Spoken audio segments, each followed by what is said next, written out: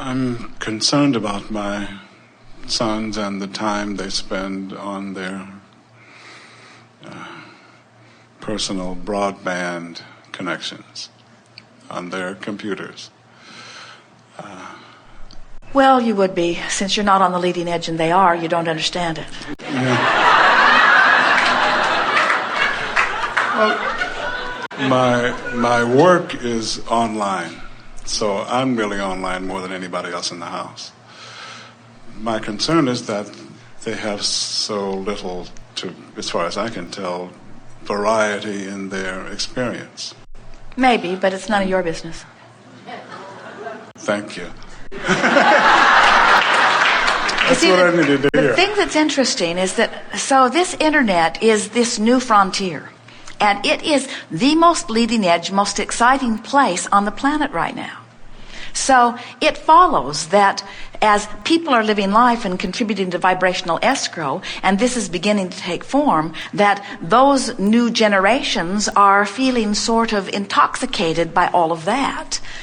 Right, it's like an addiction. Jerry and Esther were with dear people recently, and they were taking a walk with children and their children through a rainforest. And it was such a beautiful day, and all of them were feeling so good. And the oldest of the children had some little contraption that Esther had just bought her. And she could not take her eyes off of it. So she took the complete walk through the rainforest without looking up. She didn't smell anything. She didn't see anything. Her inner being must have walked her down the trail because she did not look away from her contraption. And Esther could see that her father was uncomfortable with this because he so loves being outside and he so loves all of this lovely stuff. And Esther kept trying to soothe herself by acknowledging that this little girl has walked down this particular trail hundreds of times. And this was something that was new and interesting to her. And nobody else gets to choose what's ringing your bells. And if other people try to get in the middle of what's ringing your bells and say to you, I know that's ringing your bells, but that's the wrong ring. You should listen to something else. You should do what I think you should do instead of what you want to do. That's the whole reason that we meet with so many dysfunctional people now. Just kidding, you're not dysfunctional, but you know what we mean. In other words, people have a hard time being willing to be selfish enough to do what they want to do because they're trying to jump through all the hoops that somebody else has set there for them.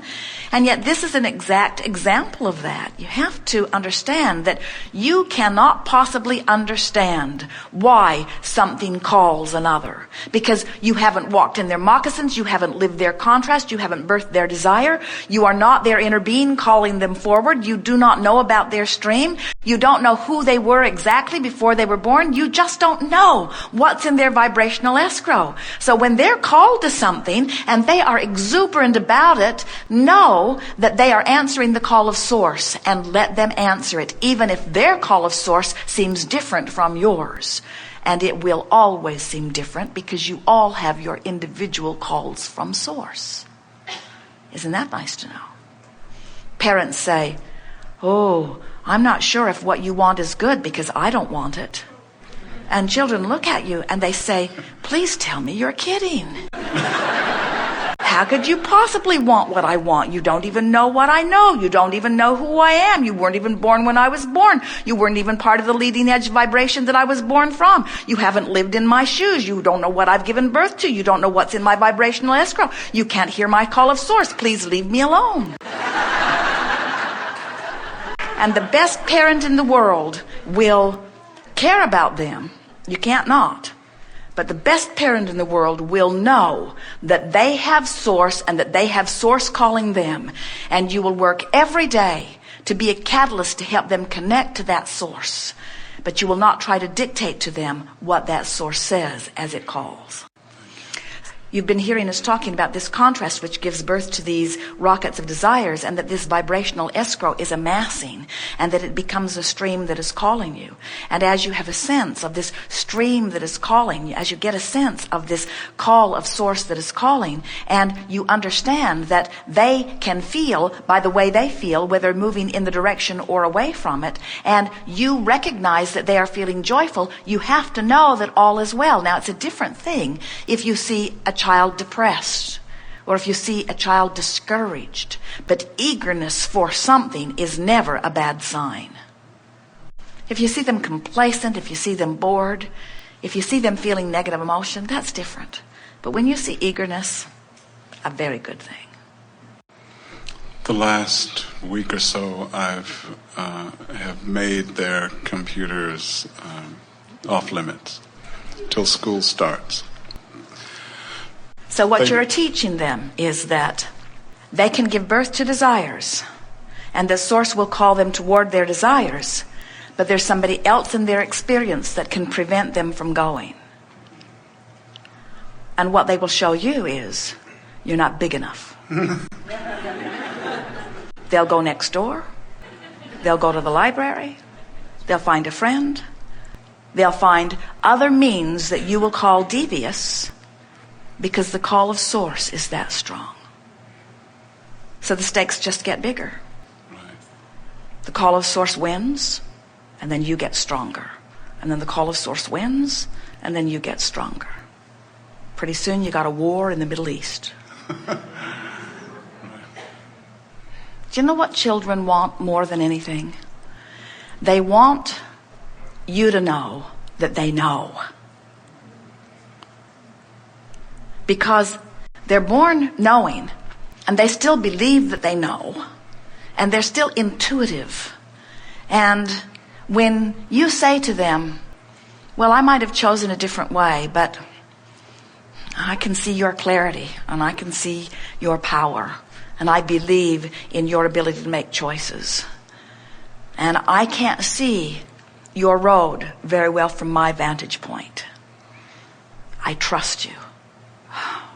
Can you imagine how that must sound to a child who adores you, who's being torn apart because source is calling and somebody else that they love is not wanting them to go? Do you fear so much that if they followed their natural intuition that they would go wrong? So many parents do. So many parents believe that what's downstream is bad stuff. We've never seen children go astray who weren't pushing against parents or pushing against some authority. The jails are full of them.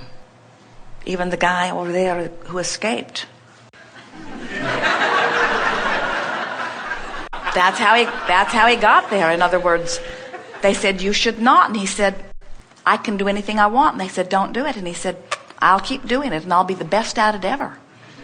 And they said, we'll keep catching you. And he says, I'll keep getting away. In other words, that's the game exaggerated, isn't it?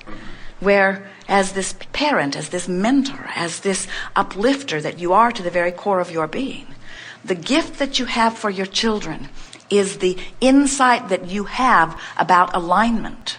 And really, as we watch parents and children, we know that the children are the teachers, because the children still remember the call. The children are much more likely to be in alignment than the parent, and it's so odd to watch the parent laying down all the rules when the children really have all the answers. Talk about a generation gap. Right. So life experience causes them to add to vibrational escrow, and the collective vibrational escrow is this vibrational stance from which all of the children are being born. That's why they're born cable ready. That's why they're born internet ready. That's why they're born. That's why the computer isn't daunting to them. That's why they see the bigger picture. In other words, they're part of this vibrational world. Do you know that the internet is the best example that we've ever seen so far of the way law of attraction works in this universe? Someone will say, I got online and I don't have any idea how I found you. And we say, law of attraction lined it up. It's really easy. If you think it's easy for source energy to get a bird to bring you a message, you should see how easy it is to move bits around on computers. In other words, whatever it is you are looking for, you will be inspired to the right clicks, to the right positions, to the right whatever you're wanting. There is nothing that we've ever seen that can give you more immediate gratification for what you are actually vibrating than the internet. And so we are in agreement with you that it really helps to be in line with who you are. But there is nothing in all of this universe that you need to be guarded against. You do not need to guard your children against anything. And if we were standing in your physical shoes, the only thing that we would be aware of is that we do not want to be guarded about guardedness. In other words, being guarded is the resistance that keeps you from your natural well-being. So if we were standing in your physical shoes, we would go to our children immediately and we would say, I've rethought this. We would say, my impulse is to protect you from being absorbed into too narrow of a life. But the flaw in my reasoning is that you should see life through my eyes, which you can't do. And conversely, my flawed reasoning is that I could see your life through my eyes, which I can't do. So I've decided to let you use your own eyes and live your own life. Just know that above all things, I wish you well-being. And I've decided that it's going to be up to you to know whether you're finding it or not. And you probably remember this. I forgot it for a while and I'm remembering it now.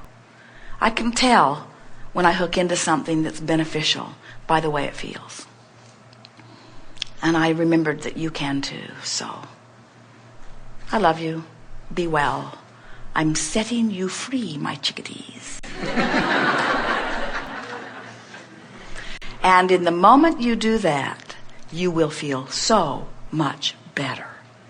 Because to take on yourself the responsibility of protecting someone who you can't protect, of keeping them from something that you cannot keep them from, is you going upstream.